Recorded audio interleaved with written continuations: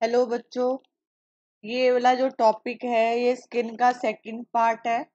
हमने first part जो है कर लिया था।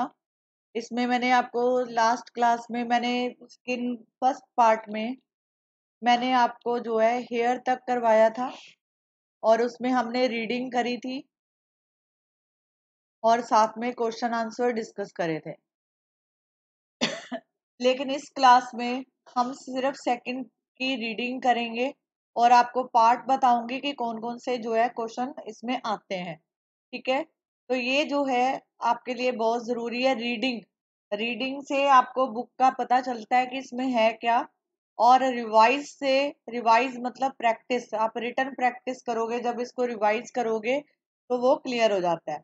और जो आपका फर्स्ट पार्ट है आप उसको दोबारा से देखो और सेकंड पार्ट मैं आज करवा रही हूँ, तो ध्यान से समझो।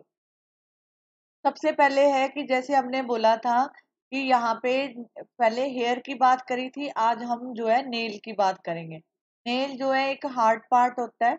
ये जो है keratinous plate like structure which grow as a dead cell from the nail root which lie below the skin at the base. ये हमारी स्किन के अंदर की तरफ होता है, lie below the skin at the base. अगर आपको पूछा जाता है कि नेल जो है, nail are harden keratinous plate like structure, इसका स्ट्रक्चर कैसा है, नेल का स्ट्रक्चर कैसा है, तो आप लिखोगे क्रिटेनियस plate like structure.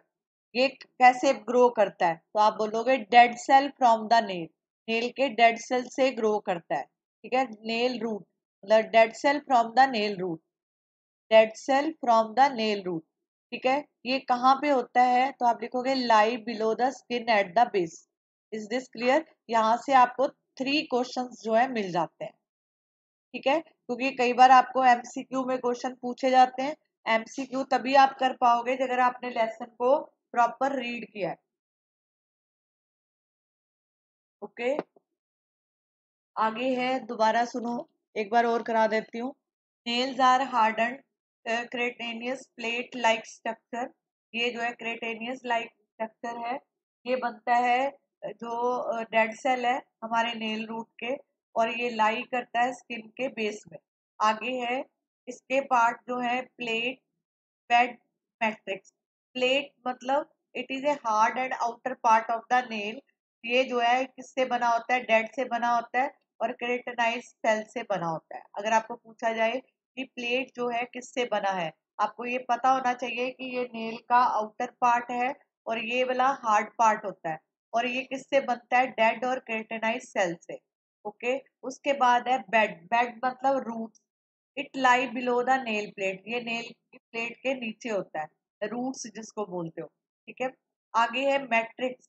It lie just below the skin surface, ये जो है स्किन सरफेस के नीचे होता है eight the base of the nail.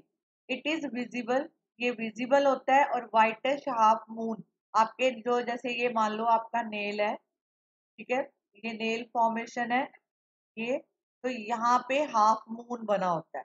ठीक है, नेल में ये आपका जैसे नेल है तो यहाँ पे half moon.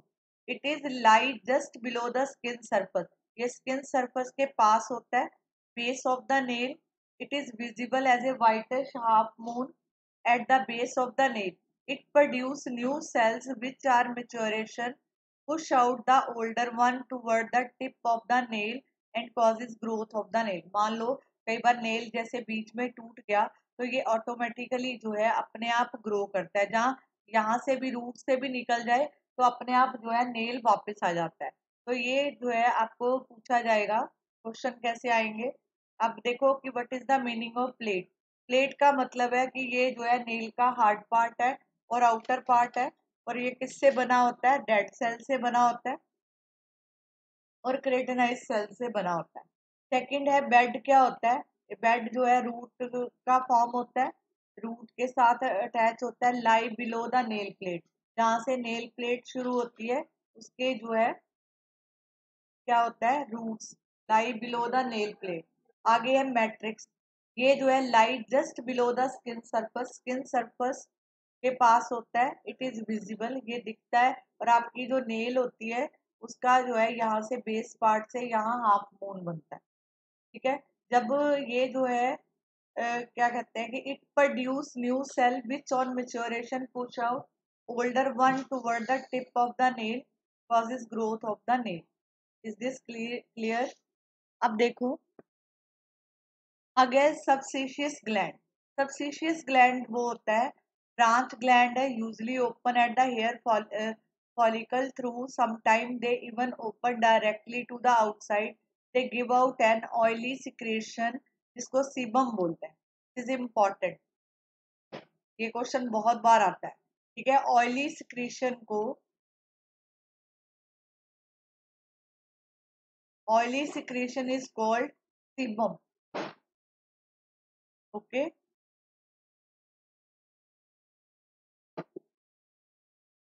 they give out an oily secretion which makes the hair and the outer surface of the skin oily and waterproof to keep epidermis supple and to prevent loss of water by evaporation। कई बार आपने देखा होगा कि जैसे आपने आज ही अपना सिर जो है शैम्पू से साफ किया, आफ्टर टू डे बाद आपका जो है हेयर जो है ऑयली हो जाते हैं, ऑयली हो जाते हैं, आपको दोबारा वॉश करने पड़ते हैं। कई बार जो है हमारी स्किन जो है काफी ऑयल प्रोड्यूस करती है, तो ये जो ऑयल सिक्रेशन होती है उसको बोलते हैं sebum, which make the hair and outer surface of the skin oily. तो आउटर और इनर सरफेस जो है उसका जो है वो उसको जो है ऑयली बना देती है, and waterproof to keep the epidermis supple and to prevent the loss of water by evaporation. In cold and dry weather, जब बहुत ठंड होती है या कोल्ड वेदर होता है या ड्राई वेदर होता है, द स्किन में बिकम रफ, आपकी स्किन रफ हो जाती है, मोस्टली कोल्ड में तो बहुत रफ हो जाती है, and leave A powdery surface when scratch. जब आप अपनी स्किन के ऊपर ऐसे नेल से स्क्रैच बनाते हो तो पाउडर जैसा जो है सब्सटेंस फॉर्म होता है। This is due to reduce secretion of the oil from the sebaceous gland in hot and humid. जब हॉट और ह्यूमिड होता है तो स्किन बिकम एक्स्ट्रा ऑयल, तो उस केस में वो एक्स्ट्रा ऑयल जो है इंक्रीज हो जाता है due to increase secretion of sebum. Sebum की वजह से ऑयल सिक्रेशन ज्यादा हो जाता है। अब देखो कॉमन प्रॉब्लम क्या आती है इसके अंदर, जैसे आपने देखा होगा जो बच्चे 17-18 साल के होते हैं या 16 to 18 ईयर के बीच के बच्चे होते हैं, कईयों के पिंपल्स हो जाते हैं, चेहरे के ऊपर पिंपल्स हो जाते हैं, तो बोलते हैं sebum accumulation causes growth of bacteria। तो ये growth of bacteria होता है because it is nutritive, get infected and result into the formation of boils and pimples। तो आपके चेहरे पे पिंपल्स बन जाते हैं, क्योंकि उस पिंपल भी तभी बनते हैं जब सबसिशियस ग्लैंड जो है ऑयल स्क्रीट करता है। ओके, ऑयल स्क्रीट करने से आपकी जो है बॉडी के ऊपर, चेहरे के ऊपर पिंपल बन जाते हैं, ये कॉमन प्रॉब्लम है। Sebum accumulation causes growth of bacteria. हम कहते हैं ना ये एज की वजह से है, ऐसा कुछ नहीं है, ये जो है ग्रोथ ऑफ बैक्टीरिया होता है। ये it is a nutritive gets infected and result into the formation of boils and pimple. आगे है acne. Sebaceous gland get inflame due to hormonal influence, it is one of the common adolescence problem. ये जो है acne की problem जो है adolescence में आती है, जब आप बढ़ रहे होते हो तो आपकी बॉडी जो है कई बार ऑयल ज्यादा सिक्रीट करती है, तब करके। आगे है ब्लैक हेड। दो तरह के होते हैं हेड्स, ब्लैक हेड होते हैं कईयों के चेहरे पे, और कईयों के चेहरे पे जो है नाक के पास व्हाइट हेड्स भी होते हैं। जैसे आप sebaceous gland of the face get enlarge due to accumulated sebum. Sebum के अकुमुलेट होने की वजह से, ज्यादा होने की वजह से वहां पे ब्लैक हेड हो जाते हैं। On oxidation melanin and sebum give its back black color name blackhead। मतलब जैसे आप देखते हो, जैसे ये नोज है तो यहाँ पे नाक के ऊपर, ये नाक के ऊपर जो है जहाँ साइड्स में यहाँ पे ब्लैक हेड हो जाते हैं, इनको रिमूव करना जरूरी होता है, क्योंकि ये जो, क्योंकि हमारी स्किन जो है मेलेनिन की बनी होती है, ठीक है, तो हमें ऑक्सीजन की जरूरत पड़ती है, तो हम इसको जो है रिमूव कर देते हैं ब्लैक हेड। ब्लैक हेड और व्हाइट हेड, कईयों के चेहरे पे व्हाइट हेड भी होते हैं और कईयों पे ब्लैक हेड भी होते हैं, तो इनको बोला जाता है। तीन प्रॉब्लम बेसिकली देखी जाती हैं, एक है पिंपल, दूसरी है एक्ने, थर्ड है ब्लैक हेड। ठीक है, तो sebaceous gland of the face get enlarge due to accumulation of sebum. Black head किसकी वजह से होते हैं? जब सीबम जो है अकोमुलेट होता है ऑन ऑक्सीडेशन मेलेनिन, मतलब ऑक्सीजन चाहिए होती है स्किन को, and sebum give its black colour. तो सीबम जो है उसको ब्लैक कलर देता है, उसको बोलते हैं ब्लैक हेड। आगे है स्वेट ग्लैंड। आपकी जो स्किन है एक एक्सक्रेशन का काम करती है। एक्सक्रेशन में वो स्वेट ग्लैंड होते हैं, जैसे आपको पसीना आना, ये सारे स्वेट ग्लैंड है। Each sweat gland is a simple coil tube consisted of deeper secretory part and excretory part which runs upward to open on the surface. The outer opening are called sweat pores. उसको जो outer opening को बोलते हैं, outer opening of sweat gland is called sweat pore. ठीक है, outer opening are called sweat pore. Their total number in the body is estimated at about 2 million. तो ये इसका एस्टिमेटेड होता है कि ये 2 मिलियन के पास होते हैं। Human races belonging to hotter country usually have more sweat pore than those belonging to the colder one. अगर आपने देखा होगा ध्यान से कि कईयों को जो है पसीना बहुत आता है और कईयों को जो है स्वेट ज्यादा नहीं आता। मतलब जैसे आप कोल्ड, जैसे कईयों को कोल्ड में भी पसीना आता है और कईयों को जो है कोल्ड में भी पसीना नहीं आता। तो दो तरह के केसेस होते हैं। ठीक है, आउटर कंट्री, जैसे हॉटर कंट्रीज हैं, usually have more sweat pore than those belonging to the colder one. अब देखो, secretory part of sweat gland absorb fluid from the surrounding cell. ये देखो, secretory part of a sweat gland, ये absorb करते हैं fluid for the surrounding cell and blood capillaries of the dermis, क्योंकि जो dermis होता है उसमें ज्यादातर जो है ब्लड कैपिलरीज होती है। ये लास्ट क्लास में भी डिस्कस किया था कि यहाँ पे सबसे ज्यादा ब्लड कैपिलरीज जो है passes into the excretory sweat duct which pour it out on the surface. Sweating को perspiration भी बोलते हैं, goes on at all the time in a minute quantity और some time in a large quantity as during strenuous exercise। जैसे आप बहुत ज्यादा exercise करते हो तो आपकी बॉडी से पसीना जो है बाहर निकलता है, मतलब strenuous exercise और during hot and humid weather when a person may lose 1 kg per hour। ठीक है, major function of the sweating is lose body heat by evaporation. तो मेजर फंक्शन है स्वेटिंग का कि आपकी बॉडी में से जो है हीट को बाहर निकालता है, और क्योंकि जब हीट निकलती है तो ये जो है जैसे आपको पसीना आता है तो एवेपोरेशन होती है, तो वो स्वेट को एब्जॉर्ब करती है, एवेपोरेट करती है।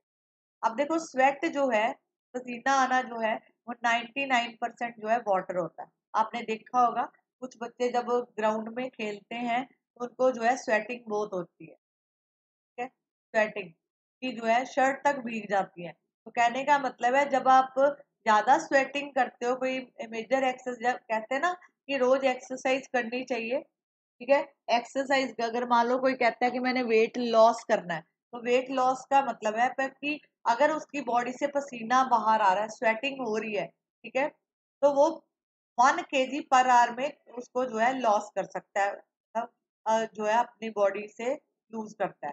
The major function of the sweating lose body heat. तो इसका मेन फंक्शन है स्वेटिंग का कि लूज करता है, लॉस करता है बॉडी हीट को, बॉडी हीट बाय एवेपोरेशन।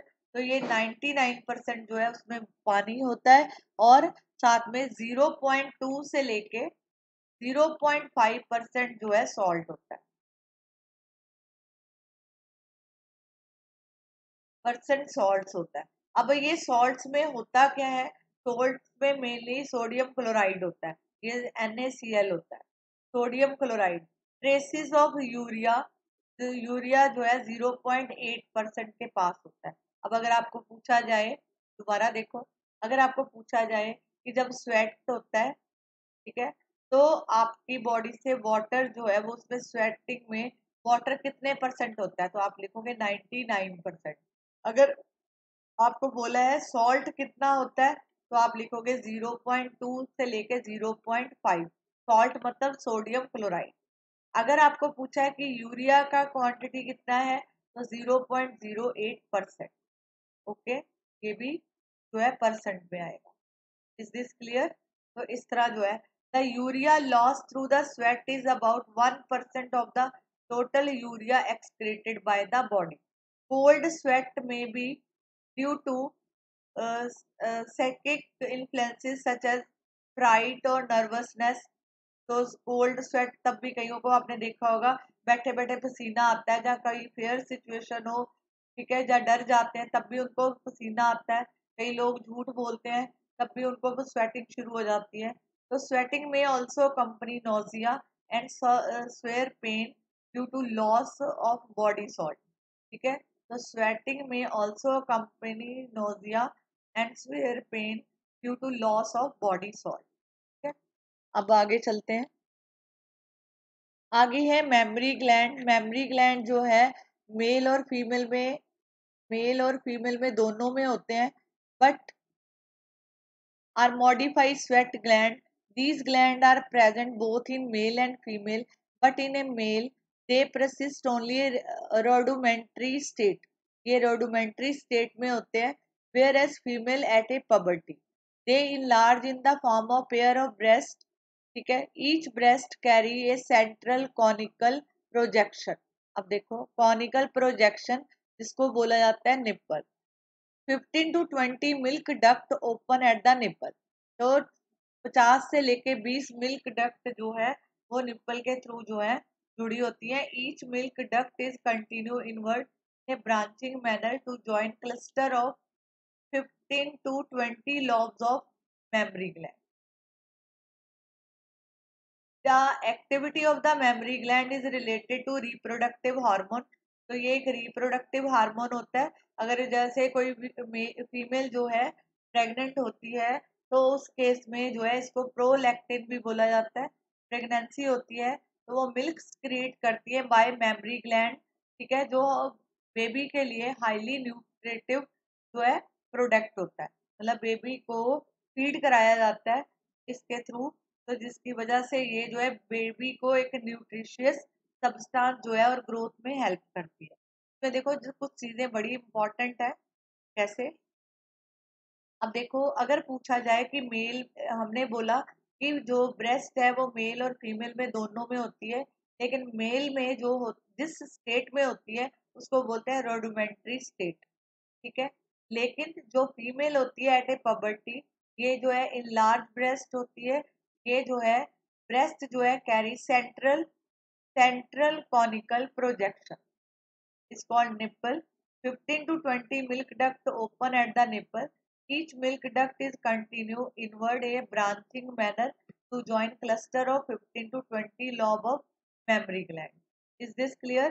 आगे है जब प्रेगनेंसी होती है तो उस केस में जो है मेमरी ग्लैंड जो है मिल्क क्रिएट करते हैं, और ये जो मिल्क होता है उस टाइम में ये बेबी न्यू बॉर्न बेबी के लिए बहुत जरूरी होता है। This is a helpful for the growth. आगे देखो इसमें मेबोमियन मेबोमेनिन इज कॉल्ड ट्रेसल टार्सल टार्सल ग्लैंड बोला जाता है। They are modified sebaceous gland which open in the margin of the eyelid. ये जो है आईलिड के मार्जिन में होता है। ये secretion oil and serve to lubricate the margin of the lid and prevent the overflow of the air. तो ये जो है ओवरफ्लो मतलब आपकी आंखों में आंसू होते हैं तो ओवरफ्ले से बचाता है उसको। ठीक है, वो कौन सा होता है ये देखो, आपको पूछा जाएगा कि अनदर नेम ऑफ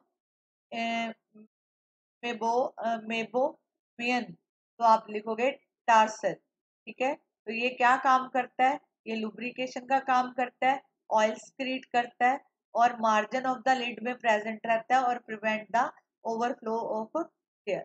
आगे है Sermunious gland. These are modified subspecies gland found in a auditory canal and secrete the wax-like substance. This is called cerumen earwax. कान के अंदर आपने कभी देखा होगा एक जो है ऐसे वैक्स सी बन जाती है, जैसे कई बार होता है कान में जो है एक वैक्सी सा सब्सटेंस प्रेजेंट रहता है। ये उसको लुब्रिकेट करता है और प्रोटेक्ट करता है आपके एयर ड्रम को, तो उसके थ्रू जो है डस्ट पार्टिकल और जर्म्स जो है एंटर नहीं करते। Is this clear? ये देखो, this is A milk duct. यहाँ से जो है बेबी को फीड कराया जाता है। ये मिल्क डक्ट्स होती हैं, ठीक है। ये जो है 15 to 20 होती है। This is A mammary gland, और ये जो है मिल्क प्रोड्यूस करती हैं। जब बेबी जो है छोटा होता है तो आप जो है मेमरी डक्ट के थ्रू जो है उनको दिया जाता है। आगे देखो, इसमें है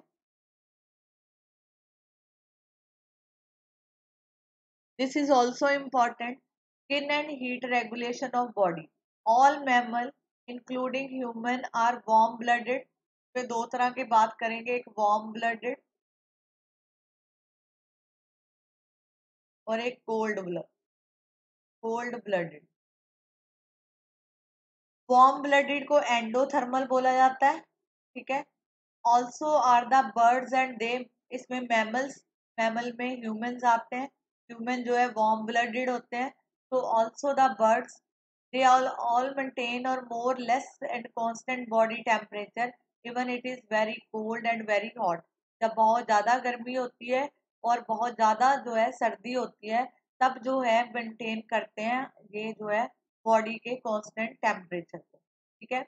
animal and other mammal like birds are cold blooded या एक्टोथर्मल बोला जाता है उनको। दोबारा सुनो, animal other than mammal, mammal से जो कई एनिमल्स ऐसे भी होते हैं या बर्ड्स ऐसे भी होते हैं जो कोल्ड ब्लडेड होते हैं। कोल्ड ब्लडेड को एक्टोथर्मल बोला जाता है, तो एक्टोथर्मल। और जो वार्म ब्लडेड होते हैं उनको एंडोथर्मल बोला जाता है। Their body temperature fluctuate with the environment temperature.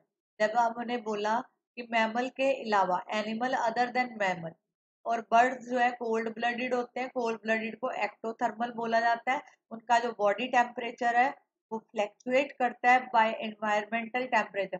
जैसे ही एनवायरमेंट चेंज हुआ उनका बॉडी टेम्परेचर जो है फ्लैक्चुएट कर जाता है।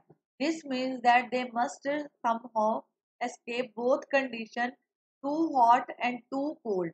जब बहुत ज्यादा गर्मी होती है और जहाँ बहुत ज्यादा सर्दी होती है, उस केस में कई एनिमल जो हैं हाइबरनेट के लिए चले जाते हैं, जिसको विंटर स्लीप कहा जाता है। और इसको जो है एस्टिवेट जो है बोला जाता है। ये समर स्लीप होता है। कई जो है एनिमल या बर्ड जो है स्लीप के लिए चले जाते हैं, ठीक है। ये इंपॉर्टेंट है। हाइबरनेट को विंटर स्लीप को बोला जाता है और एस्टिमेट जो है समर स्लीप को बोला जाता है। As in the case of frog, human body का जो टेम्परेचर होता है वो 37 डिग्री सेल्सियस होता है माउथ के अंदर, ठीक है। It is about 1 degree Celsius higher in a rectum. Rectum के अंदर ये जो है 1 डिग्री जो है सेल्सियस होता है। अगर आपने कभी देखा होगा, डॉक्टर जो है दो तरीके से, इसमें तीन मेथड बताए गए हैं। वो जो ये वाला जो रेक्टम वाला है, ये बहुत इमरजेंसी केस में जो है चेक किया जाता है। अदरवाइज दो आप देखते हो, एक है माउथ और दूसरा है आर्म पिट। ये आर्म पिट में जो है थर्मामीटर लगा के हमारा टेम्परेचर जो है नोट किया जाता है। हमारा जो बॉडी टेम्परेचर है जो माउथ के थ्रू आता है वो 37 डिग्री सेल्सियस होता है। It is about 1 degree Celsius higher in a rectum. 1 degree rectum से ऊपर आता है। और and about 1 degree Celsius lower in a arm pit lower जब आर्म पिट में लेते हो तो ये 1 डिग्री कम आता है, ओके। जब आप रेक्टम में लेते हो तो 1 डिग्री जो है हायर आता है। अब देखो, आवर बॉडी टेम्परेचर में also show variation 0.3 degree Celsius to 0.5 degree Celsius in course of 24 hour. It is the lowest in a early morning. जब सुबह सुबह का टाइम होता है उसमें जो है टेम्परेचर कम होता है, and highest in the late afternoon, ठीक है। लेट आफ्टरनून में ज्यादा होता है। Is this clear? अब देखो, कि rise in body temperature above the normal means fever. जब आप बीमार होते हो या सिकनेस होती है तो आपकी बॉडी का टेम्परेचर बढ़ जाता है। इसी तरह फॉल टेम्परेचर में डेंजरस, अगर आपकी बॉडी का टेम्परेचर फॉल जा रहा है तो this is a dangerous. A suitable temperature, आपकी बॉडी का टेम्परेचर जो सूटेबल होता है वो इसके बीच में होता है, 35 डिग्री सेल्सियस से 45 डिग्री सेल्सियस, मतलब आपकी बॉडी का temperature near about 37 degree Celsius होता है। It essential for normal human activity, especially for the action of enzyme. The working of enzyme is slowed down with the lowering of a temperature. जब आपकी body का temperature कम होना शुरू हो जाता है तो working of enzyme is slow down हो जाती है। ठीक है, तो वाइल हायर टेम्परेचर, तो जब टेम्परेचर होता है तो वो एंजाइम को खत्म कर देता है। ठीक है, ज्यादा ठंड में जब टेम्परेचर आपका कम जाता है तो वर्किंग ऑफ एंजाइम जो है इफेक्ट करती है, में जो है उनकी वर्किंग स्लो हो जाती है जब बॉडी का टेम्परेचर कम है। ठीक है, और हायर तब होती है वाइल हायर द टेम्परेचर जो है डिस्ट्रॉय दम, जब आपकी बॉडी का टेम्परेचर हायर रहता है तो वो वहां पे उसको डिस्ट्रॉय कर देती है। ओके, आगे बढ़े। होप सो आपको इतना समझ आया। आगे देखो, heat production. There are many sources of heat production in our body. Chemical reaction occurring in a body cell, specially by the liver, by the oxidation of glucose generally produce heat. मतलब जब आप food खाते हो, food जब food जब जो है food जब ऑक्सीजन के साथ रिएक्ट करता है तो ये ग्लूकोज फॉर्म करता है। ग्लूकोज गिव अस एनर्जी, साथ में एनर्जी फॉर्म होती है। तो जब एनर्जी फॉर्म होएगी बॉडी के अंदर तो वो हीट प्रोड्यूस करता है। तो ये वाला रिएक्शन जो है जो है एंडोथर्मिक होता है। ओके, आगे आगे देखो। Most of the heat produce in our body comes from the activity of muscle. जब हम बहुत एक्सरसाइज करते हैं तो हमारी बॉडी से हीट रिलीज होती है। Vigorous activity makes warm the body on a cold day and overheat you at a hot day. Small amount of heat come from the ingestion of hot food and beverages. जब आप चाय पीते हो या hot food खाते हो तो उस केस में भी स्मॉल अमाउंट ऑफ हीट जो है आपकी बॉडी जो है महसूस करती है। आगे है एक्टोथर्मल और एंडोथर्मल। एक्टोथर्मल वो होता है जो कोल्ड वेदर हो गया, ठीक है, तो कोल्ड ब्लडेड होते हैं। और एंडोथर्मिक होता है जो वार्म ब्लडेड होते हैं। आगे है यहाँ पे पॉलिकोथर्मल, ठीक है, एंड होमोथर्मल, होम्योथर्मल। होम्यो मतलब सेम, और किलो थर्मल होता है varying. The term and ecto and endo. Ecto मतलब आउटसाइड वाला टेम्परेचर एंड एंडो मतलब inside. Use animal according to the manner in which they warm their body. Mammals and birds have internal heat producing mechanism, तो endothermal बोला जाता है। Body temperature of the other animal rise और fall with outside temperature, this is called ectothermal. Is this clear?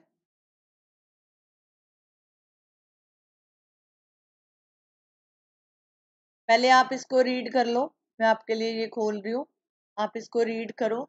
अगर कोई doubts हैं तो आप मेरे से पूछ सकते हो।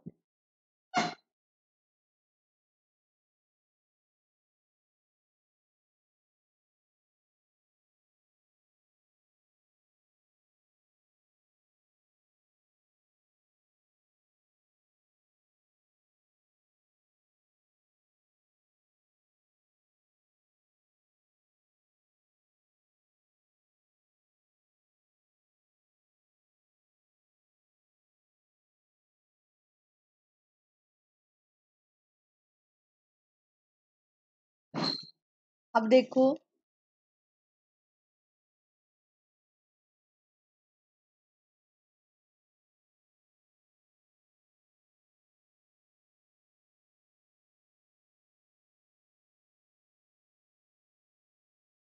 अब देखो यहाँ पे हीट लॉस, ठीक है, 4 चैनल से हीट लॉस होती है। एक हमारी स्किन के थ्रू, एक लंग्स के थ्रू, एक यूरिन और फेसिस के थ्रू, और फूड के थ्रू। अब जैसे 85% जो है हीट जो है लॉस्ट होती है हमारी स्किन के थ्रू, जैसे conduction, radiation and through evaporation of sweat. जब स्वेट जो है एवेपोरेट होता है तब भी जो है हीट लॉस होती है। ओके, आगे है लंग्स।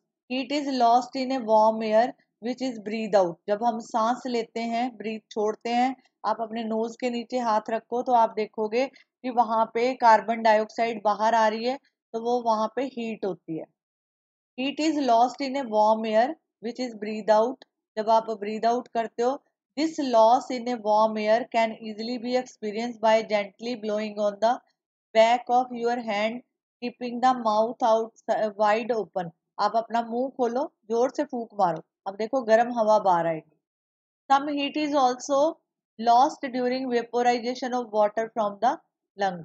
जब वेपोराइजेशन होता है वाटर का, तब भी जो है हीट लॉस्ट होती है। आगे है urine and faeces. This substance are eliminated at body temperature. These substances are eliminated at a body temperature. Food. Heat is also lost when cold food, water and cold beverages are taken into the body. तब भी जो है heat loss होता है। जब आप heat lost when cold food, जब आप ठंडे फूड खाते हो, कोल्ड बेवरेजेस खाते हो, तब भी हीट जो है लॉस्ट होती है। जैसे कई बार आपने देखा होगा, कईयों को बहुत ज्यादा टेम्परेचर होता है तो डॉक्टर को बोलते हैं कि आप जो है वहां पे गर्म ठंडे पानी की पट्टियां करो, तो उसका क्या मतलब है, वो आपकी बॉडी में से हीट को बाहर निकालता है। आगे है temperature regulation. Principal heat regulation centre is located hypothalamus. Hypothalamus में हीट रेगुलेटिंग सेंटर होता है, a portion of the forebrain. अगर आपको पूछा जाए कि हाइपोथैलेमस कहाँ होता है, ये फोर ब्रेन, फोर ब्रेन होता है सामने वाला जो आपका माथा होता है, दिस इज फोर ब्रेन, जहाँ से आप सोचने का काम करते हो, थिंकिंग का काम करते हो। तो ये जो है यहाँ पे लिखा है principal heat regulating centre. Heat regulating centre कहाँ पे होता है, ठीक है, तो आप बोलोगे हाइपोथैलेमस। हाइपोथैलेमस किसका पार्ट है, फोर ब्रेन का। This part act like thermostat. ये जो है थर्मोस्टेट का काम करता है। When the body tend to cool below the normal temperature, it switches on. तो स्विचेस ऑन और speed up the heat producing process. When the body tend to get overheated, it accelerate the cooling। ये देखो, दोबारा देखो, thermostat का काम करता है। थर्मोस्टेट आपने सुना होगा, जैसे आप वो ठंडे पानी की बोतल में लेते हो तो उसमें पानी जो है ठंडा रहता है और कोल्ड होता है, मतलब जहाँ आप गर्म डालते हो तो वो गर्म रहता है।